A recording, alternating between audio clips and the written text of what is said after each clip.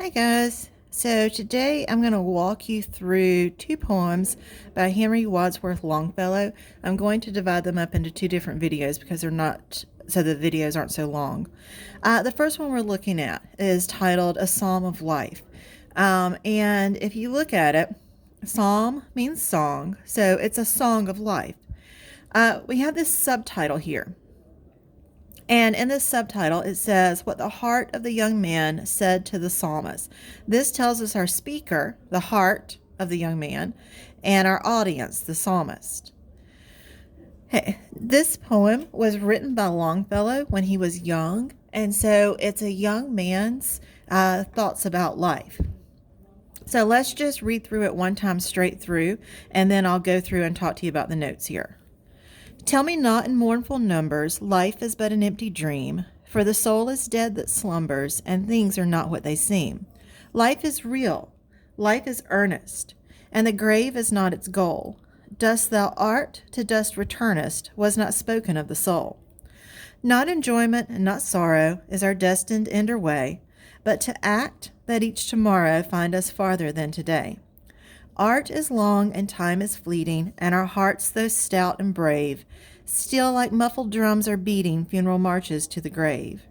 In the world's broad field of battle, in the bivouac of life, be not like dumb-driven cattle, be a hero in the strife. Trust no future, however pleasant, let the dead past bury its dead. Act in the living present, heart within and God overhead. Lives of great men all remind us we can make our lives sublime, and departing leave behind us footprints on the sands of time. Footprints that perhaps another, sailing o'er life's solemn main, a forlorn and shipwrecked brother, seeing shall take heart again. Let us then be up and doing, with a heart for any fate, still achieving, still pursuing, learn to labor and to wait. If you just glance at the poem, you'll see you've got lots of exclamation marks. Okay, so we get a sense of the poet or the speaker's excitement here. All right, so start off. What does the speaker, the heart of the young man, not want to hear? Okay, it does not want to hear that life is an empty dream. Okay, so the suggestion is that life is more than that. And the speaker goes on to say that life is real, life is earnest. So this is what life is. Earnest just means sincere. Death is not the goal of life. We talked about this the other day with Thanatopsis, but you get that dust thou art, to dust returnest, that ashes to ashes, dust to dust concept. And the speaker is saying that this is not the goal of life, that we are more than just living to die. Going on, the speaker says that enjoyment and sorrow, that those are not our destinies. And then you have but here. So our destiny is to act so that we can find us farther than today. So we act, we do things so that we keep growing and we keep bettering ourselves. Okay, art is long and time is fleeting. So the things that we create, those things last. Time, however, does not last. And even though the poet said earlier that death is not the goal of life, it doesn't negate the fact that we are constantly headed towards death. Okay, we are beating funeral marches to the grave, so we are always headed towards death. So what do we do? In the world's broad field of battle, in the bivouac of life, these are both military words. So you have this metaphor of life as a battle.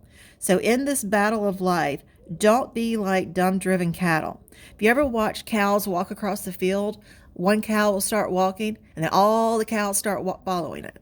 So our speaker here is suggesting that don't be a follower. Don't be like the dumb cows. Instead, be a hero in this battle of life. Okay, we're given some advice in the next stanza. Don't trust the future.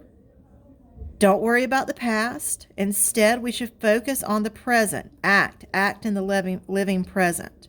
Why do we do that? We look at the past, and great men can be an inspiration to us. They can remind us that our lives can be wonderful. And we're going to leave our footprints on the sands of time. So we're going to leave our mark on the world. That's repeated up here in this next stanza. You've got footprints and then footprints. So we leave our mark so that hopefully we can inspire others. So what do we do in the meantime? Okay, let us then be up and doing with a heart for any fate, still achieving, still pursuing, learn to labor and to wait. So we learn, we achieve, we pursue, we work, and we wait because we have to be patient. So if you look at this as a poem about life, it's a very positive poem, that life is about doing and achieving great things, that we can do all of these amazing things in order to inspire people who come after us. All right, so I'll do the next poem in just a second. I hope this helps you.